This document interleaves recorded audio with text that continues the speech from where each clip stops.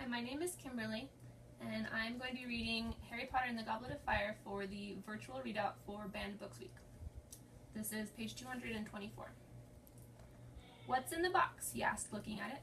"Funny you should ask," said Hermione with a nasty look at Ron. She took off the lid and showed them the contents. Inside were about 50 badges, all of different colors, but all bearing the same letters, S-P-E-W. "Spew?" said Harry, picking up the badge and looking at it. "What's this about?" "Not spew," said Hermione impatiently. "It's S-P-E-W. Stands for the Society of the Promotion of Elfish Welfare." "Never heard of it," said Ron. "Well, of course you haven't," said Hermione briskly. "I've only just started it." "Yeah?" said Ron in mild surprise. "How many members have you got?" "Well, if you two join, 3, said Hermione. "And you think we want to walk around wearing badges saying spew, do you?" said Ron. "S-P-E-W, said Hermione hotly. "I was going to put stop the outrageous abuse of our fellow magical creatures and campaign for a change in their legal status, but it wouldn't fit, so that's the heading for our manifesto." She brandished the leaf of parchment at them.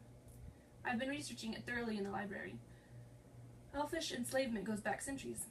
I can't believe no one's done anything about it before now." "Hermione, open your ears," Ron said loudly. "They like it. They like being enslaved."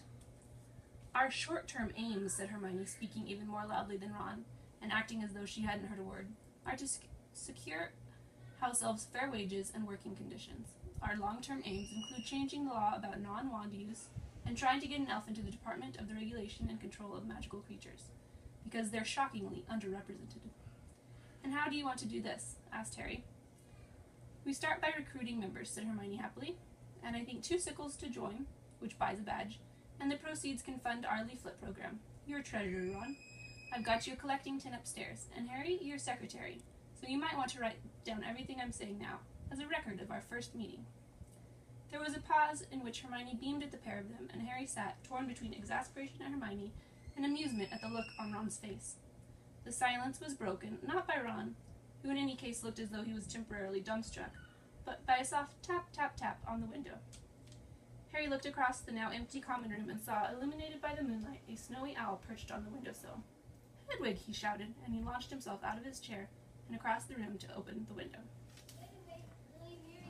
I chose to read Harry Potter because not only is it a banned book, but it is a book that can really inspire a lot of students and children to continue reading beyond just this series.